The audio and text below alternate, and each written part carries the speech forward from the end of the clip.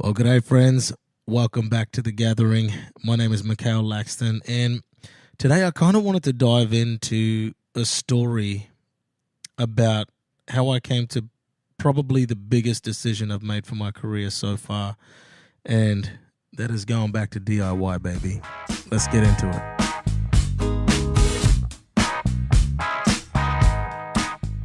Welcome to The Gathering. My name is Mikhail Laxton, and I'm a singer-songwriter with a few miles on the road, a head full of stories, and a heart for the people that make the music matter.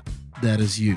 So grab your coffee or your tea, pull up a stump, get cozy, because there's always room for one more on The Gathering. This is The Gathering Podcast. Where to start? Let's go to Christmas Eve-ish. 2024, last year. It's 2025 right now. It was a very, very stressful lead up to Christmas. Work was crazy, very demanding. I was working some insane hours. And it was also on the back of probably, on one hand, the most stressful career year yet.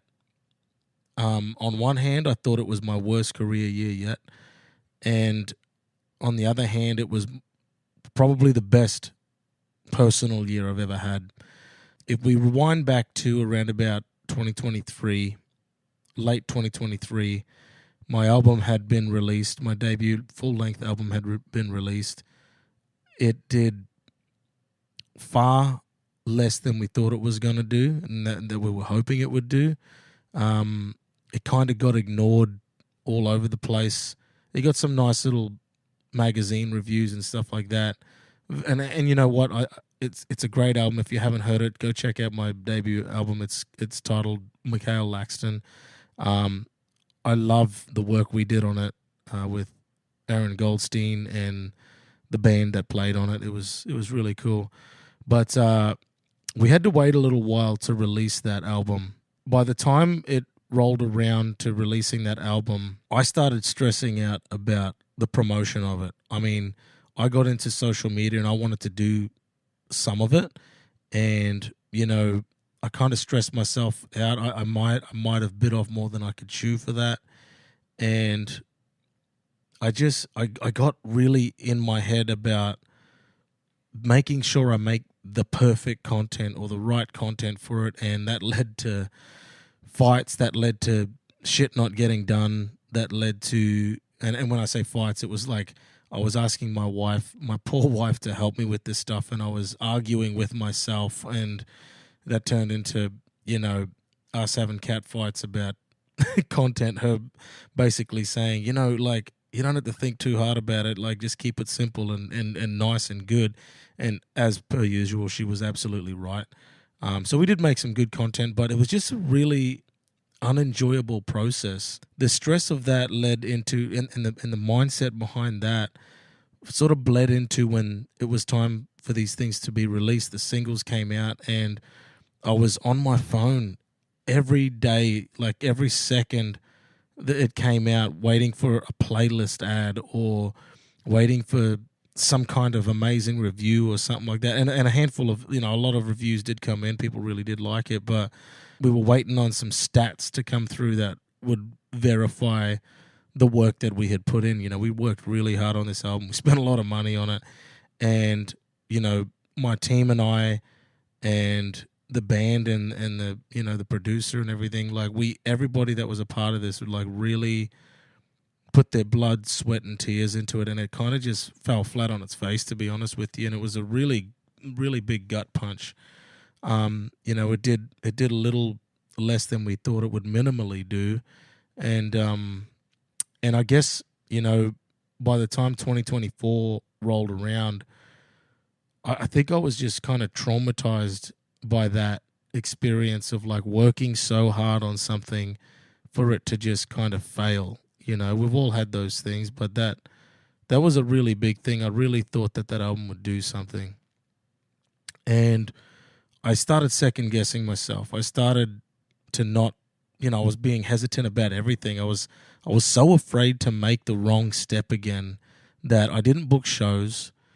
I didn't really write a lot of music, and I got in the studio a little bit last year and released some kind of small little numbers there towards the end of it, but it really was a nothing year. So like I said before, it was on one hand probably the worst career year that I have ever had, and it was on the other hand the best personal year that I'd ever had, with all that extra time of not touring and not playing and not being in the studio a whole lot. I got to spend a lot of time with my family. I had this incredible, beautiful summer last year where we spent so much time up at our family cottage, and we got really close to some of my wife's family. Her name is Leah. We got really close to some of Leah's family that we hadn't really connected with at that point. And, their kids are the same age as our kids. And it was just so beautiful to see their kids, the cousins connecting and just creating memories. And we were facilitating that as parents, but also we were having bonfires, marshmallow nights, and these wonderful dinners and these wonderful moments where, like, I started to feel more present than I had ever been. It was one of those endless summers that was just filled with so much love, joy, and presence, and it really had a huge impact on me. And I kept talking about it into the colder months as it started to get into winter. But on the other hand, I was also stressing out about my career all of last year as well. And it all came to a head in Christmas of last year, 2024, when, I had, leading up to Christmas, a really crazy work couple of months at work, demanding, and I was working a lot. On top of that, I was stressing about my career and what we were going to do for 2025. And it all came ahead where I think it was on Christmas Eve night where I just said, I got to stop thinking about it. We ate some dinner, we hung out with some family, and I just chilled the hell out for the first time in ages. And as I was chilling, it felt like the fog was lifting. It felt like the gray clouds were disappearing and the smoke was leaving, and I was able to see clearly what exactly had happened this year. I wanted to recap the year, and I was thinking about it, and I was like, oh my God, I think I need to reevaluate some things here. And I had this really big realization that I haven't enjoyed my music. Like, I haven't enjoyed pursuing music for a few years now. And I just had been ignoring it or not paying attention to it. And I kind of got scared.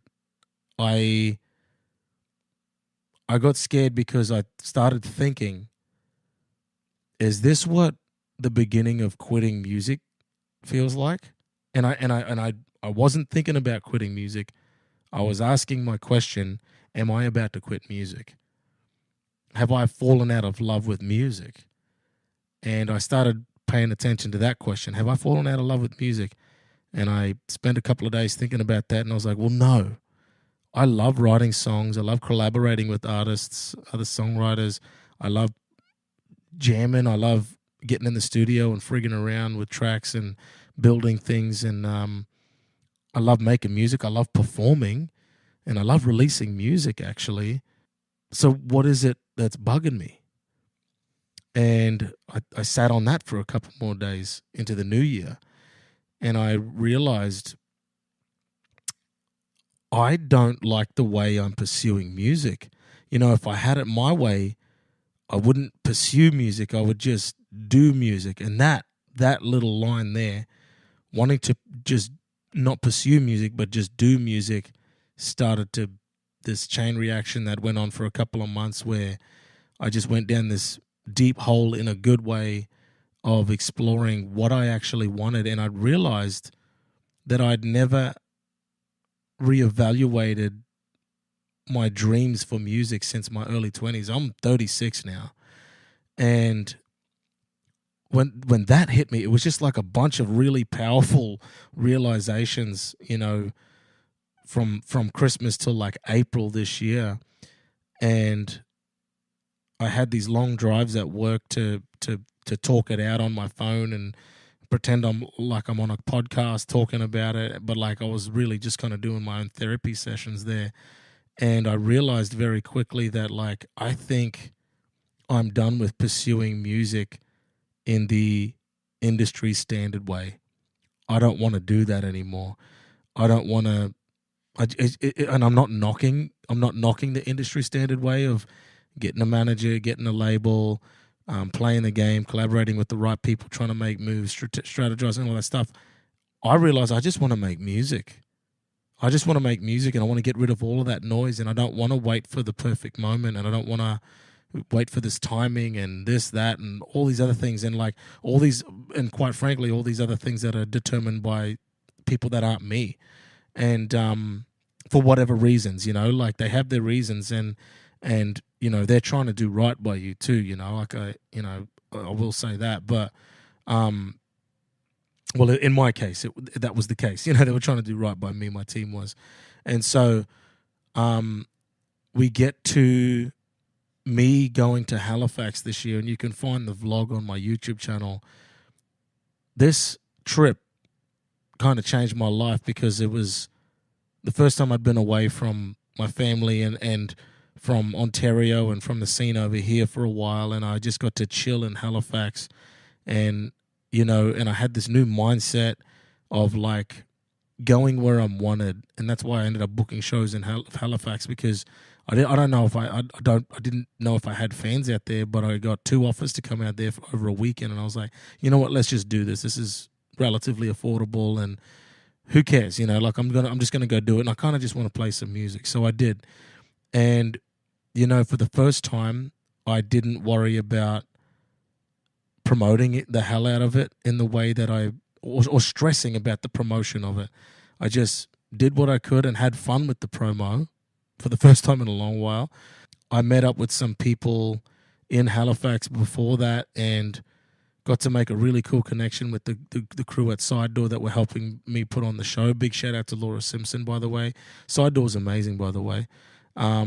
Big shout out to them. But, I played at this joint called Cafe Lara, and, I played in the morning. I offered to play like a morning coffee set for people just to promote the show, and, that was chill and quiet, and I just had a little bit of fun doing that. And then I got there that night, and I just didn't worry about, like for the first time, I didn't worry about if the room was going to fill up or not. Like it wasn't a worry for me.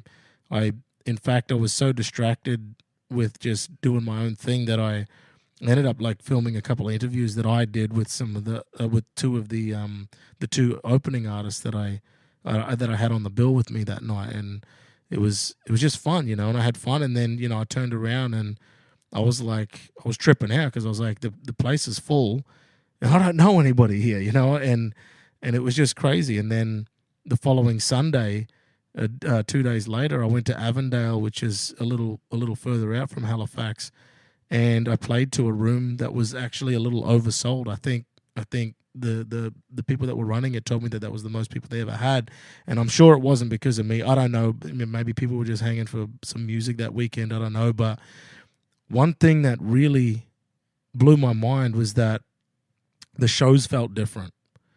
I felt different. I felt like I had far more gratitude in my heart for what I was doing. I started getting back that feeling what I had when I first started doing music. I was just happy to play for people. That's all I wanted to do.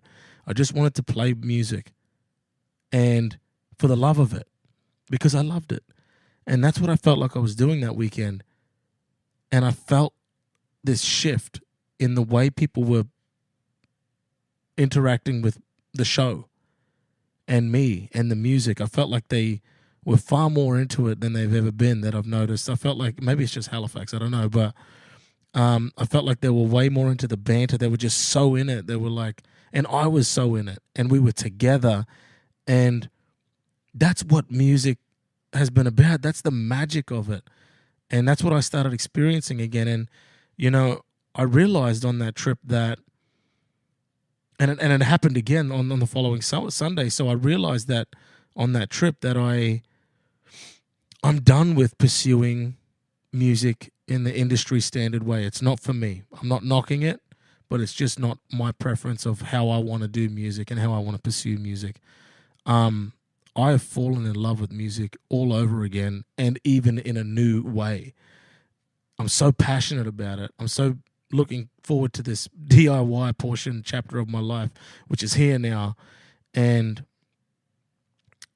I'm in that transition right now of making that that switch. But I'm enjoying it. There's some uncomfortable moments, but I'm enjoying it, and I'm not going back to DIY because it's easier. Hell no. Having a manager was amazing. Having a label was amazing. I guess I'm just like, honestly, I'm probably a bit of a control freak, but that's how I prefer to work now, like, and it's just about like kind of optimizing my life the way I want it to be and on my terms, and so that's what I'm doing. I'm taking those steps, and I also realize that I don't want to do music in that industry standard way, because there's certain things that you have to do. Like when you're open and you pursue music in that certain way where it's like you'll do anything to play, that means you'll take any kind of gig. And it's like, are you really willing to do anything? Anything. Are you willing to do anything? And for me, I had to start answering that question, because it used to be, yes, I'm willing to do anything to pursue music and make it. That's what I'm actually leaving. I'm actually it's not necessarily leaving the industry standard way of pursuing music. Excuse me. I'm leaving pursuing music in a way where I'm trying to make it. Whatever the hell that means. I couldn't even tell you what that meant. And I realized, what it meant for me, if I could put some words to it, was chasing that bigger show, doing the biggest shows I can, playing with the biggest artists on the planet and getting famous, really. That's what it was about. And, rubbing shoulders with all the top artists in the world, and being one of them. And touring and traveling the world all the time. And I'm 36. I'm a husband. I'm a dad. And when I reevaluated my dream in Halifax, that dream that I basically hadn't changed since my early 20s, I realized I actually don't like touring. I hate touring. I went on one tour in Australia, which was, extensive and very busy, and I hated it. I was in pain because we were cooped up in a car all the time. The dream of like seeing the country was not really a thing, because I was trying to sleep all the time. I was having terrible sleeps. I couldn't sleep. But when I was on the road during the daytime, I was just missing everything, looking at the country go by. I didn't see any of it because I was sleeping or trying to sleep. Then the fights started with the band, and it was uncomfortable, and we were stuck in the car. We couldn't go anywhere when we started bitching at each other, and it was just nonsense. And now that I'm a dad, every time I leave for a show or a tour or a gig somewhere that's not in Ottawa, I feel sick to my stomach, because I'm leaving my kids behind, even just for an evening, like on night. I'm like, as soon as that gig's done, like I go to the gig and I'm fine, but as soon as that gig's done, all I can think about is getting back home to be with my family. I hate being away from them. I hate being away from my kids. And so I decided that what? No, I'm going to optimize this. If I'm going to pursue music, I'm going to do it my way. I'm going to do music in a way that keeps me home with my family, and I want to do it in a way that makes enough money for us to thrive, and also it helps me to be present. And I don't want to be stressing about my music career. I want to be present. I want to be a good dad. I want to be a good husband, and I want to be a good friend. And I can't do any of those things if I'm away all the time. And I don't want to put my family out anymore by doing any kind of gig. If I have to be on the road for an extended period of time, I'm probably going to say no to that and if I can negotiate it, I'm going to be like, all right, well, we need to find a way to make enough money to pay bills and bring my family on the road if I have to be on for longer than I'd like to be. And if we can't do that, I'm totally happy not taking those shows. I'm totally happy saying no and just staying at home and continue to be going up to the cottage. I'd rather go do that, and I'll take the gigs when I want them and when I feel like. I want to make sure that I'm not putting my family out by me not being there, physically. I want to make sure that I'm not putting my family out financially. Like if I have to be away, some of the shows we have to do as artists, we got to travel for a day or two maybe, and that's work days sometimes to get to a show on Friday night or a Saturday. And it's like, okay, well, I got to take 2 days off work to go do this gig that's like $300, but it's going to cost me, $150 to get there. So that's really $150. But then I'm losing my day job wage, which is like, it's just the negatives add up. And then I'm away. And then, you know what I mean? So it's like, not only am I away from my family, I'm taking money away from them. And that's not good, And then when I am at home, I don't want to be putting them out by not being present, not being here with them. And I spent so much time. I'm so mad at myself for this, but I spent so much time not being present while I was right physically next to my family and my kids, because all I could think about was, do I need to go on tour, or do I need to make another, what's the next right move that I need to make? Like, what is it? Come on, I got to sort this shit out now, And it's like, I don't want that. It's just, it grosses me out. So anyway, comes February, March, and April, I'm refining my vision for my life. I have a vision of what I want my life to look like for my family, and I have a vision of what I want my life to look like in my music career. And it all came down to the fans. Over the years, I've made it's you guys. It's you guys that have made the music matter, not anything else. I lost sight of that for a long time, but I'm back now, baby. Okay, I'm back here. I'm back here with you. That's what it was about. It was about these magical moments that music can bring.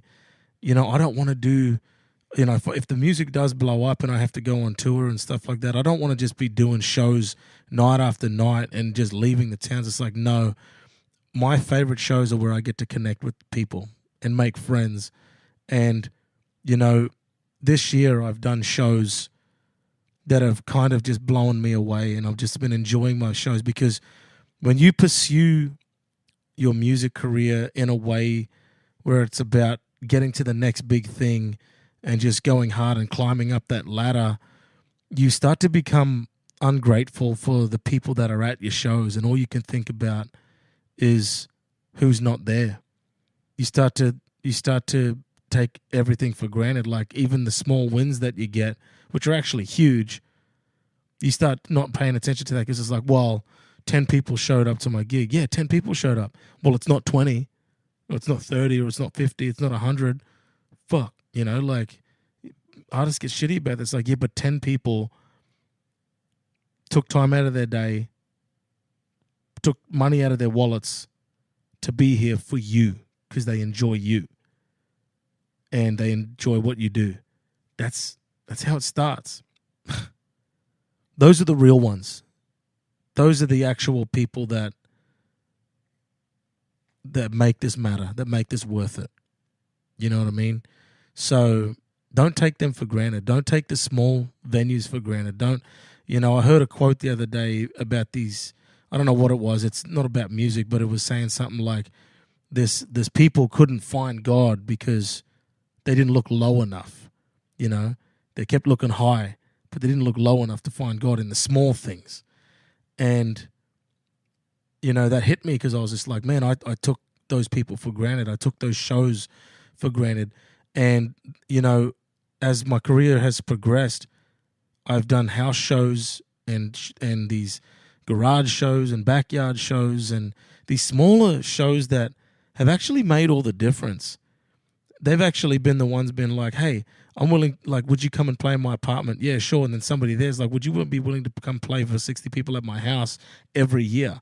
There's a couple here in Ottawa that literally started a brand new tradition because they're fans of mine, and they're like, we want to hold an annual house concert just for you in our house and invite 60 to 80 to 90 of our closest friends and work colleagues and whatever, and I'm just like, they are bending over backwards for me and asking for nothing in return. They just, hey, we're gonna put on a potluck. We're gonna charge this amount of money. You like, tell us your fee. We'll pay it to you. They build a green room they put a green room in their house for us, for the band to come in. They bend over backwards. They go out of their way. They're actually amazing, but no promoter's gonna do that for you. No venue's gonna do that for you. Like, not without a government budget or like something crazy like that. Or a label-backed budget or something like that, I appreciate the fans so much, and I'm talking to you, Rick, and Paula, and Sam and Dave and Coburg, and Joe and Cheryl. I'm talking to you guys.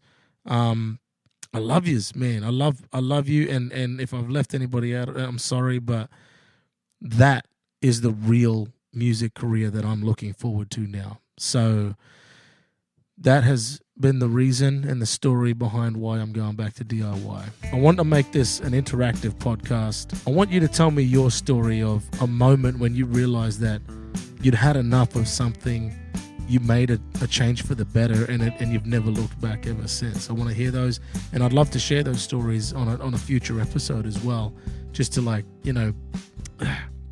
inspire others to maybe do the same if they're stuck in a rut or if they need to make a big decision. And just like it's a confirmation, So, tell me about that. So we're going to go into another segment right now, and it's pretty much just to have a laugh. The idea came to me because on the way up to the cottage last week, I started scrolling through Instagram and I found some like funny band, like musicians wanted ads on Craigslist or something like that. And it was a couple of them, but I came across this one that I ended up reading out loud to my wife, and we just were pissing ourselves laughing. This one's called Bass Player Available. I'm a little rusty, but I can sing, play guitar, and drums too. I can write songs, play covers, play by ear, and improvise. I want to be a singer, but I'm having trouble finding people. Okay, so he's telling people that he's a bass player available, but he actually wants to sing. Interesting. I just want to jam with some people and find some more musicians and see and play more live shows. Most of all, I don't want to drink and drive and be professional. I don't want to drink and drive and be I don't want to be professional, bro. But what a band needs to have, a bass player with a level head, a bass head. Okay. I mean, as long as I'm alive and I don't get too drunk or stoned, I say just keep on pushing forward and vibing with the music. Amen, brother. I only have one sample video of me playing on bass. I have a giggle. If you're gonna put an ad up, just a tip to musicians, get a couple of videos up of you playing, highlighting your skills. Maybe in a couple of genres. It'll go a long way. That's what I look for when I'm looking for musicians. I have a giggable bass amp, but I left it at a friend's, and he's being hard to get a hold of. That's right. I remember that. It is like 89% effective. If you have a bass amp I could use, that'd be slick. I got a practice amp too I can bring just to meet up and learn the songs and jam without a drummer. It sounds like a wimpy guitar with drums though. I can get my 200-watt amp after Tuesday. I can get he's sure that people are going to hit him up before Tuesday. That's crazy. That's good. 35 if age matters. Experienced. Anyone is fine. I'll give lessons for $20 in the first hour, and then $15 for an hour after that. What is this ad? This ad is all over the place, man. He wants to, he plays bass, but he wants to be a singer. But that part about the bass amp not being with him and it's at his friend's place and his friend's being hard to get. It's like he's just talking to somebody, and not doing an ad. Anyway, but I want you to send me like funny, like maybe you got some horror stories about band auditioning for a band, or you found like some funny musicians wanted ads. Like send them along to me. I'll pick my favorite ones and I'll read them out in a future episode. Let's talk about some music. I want to make this a recurring segment where I want to highlight an artist or a song or some music that has either shaped me or that's just hitting me in the soul right now. And, as this being the first official episode, really, I cannot go past my guy, Amos Lee. Amos Lee was the reason why I actually started taking singing seriously. Back in 2007, a friend of mine introduced me to the amazing artist that is Amos Lee. And the first song I heard, I believe, was either Arms of a Woman or Colors. And I got obsessed with him that afternoon. I remember it. And I remember sitting there watching YouTube videos of him and listening to his songs. And I remember sitting there thinking, that's what I want to do. I want to be a singer now. I want to be a songwriter. And honestly, like, people hear it in my voice when I sing. They always say, man, you sound like Amos Lee. There's a good reason for that. It's because he is the reason why I started singing. And I actually, when I was 18, up until I was 18, I never considered myself a singer. And I just literally started emulating his voice and the way he sang, and kind of picked up on his phrasing and all that stuff. And that's how I learned to sing. And then I grew my style, and it's progressed and evolved and whatever. But I'm going to give you two albums to listen to. It's the first two albums he ever released. The first one is called Amos Lee, and the second one is called Supply and Demand. Now, I listened to these albums nonstop for like years and years and years. I kind of moved on to one of his other albums called Mission Bell, a really good album. And I'd kind of forgotten, and not forgotten, but like I kind of just hadn't really listened to anything from his old album in a while. And just last week, I was driving up to the cottage and I was like, you know what? I want to listen to that first album again.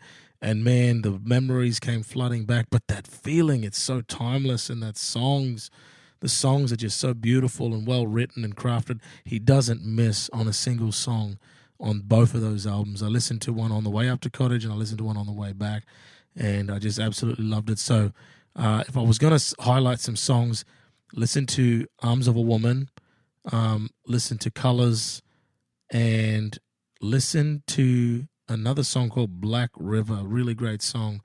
If you're new to Amos Lee, check him out. If you're not, just revisit it. You're not going to regret it. So anyway, that's going to be it for tonight. Thank you for joining The Gathering, not just another DIY musician podcast. Don't forget to send in your stories. I'd love to hear it. It's inspiring. Tell me your stories. Send them in. Email me or DM me through Instagram. You can even do it through TikTok or whatever else.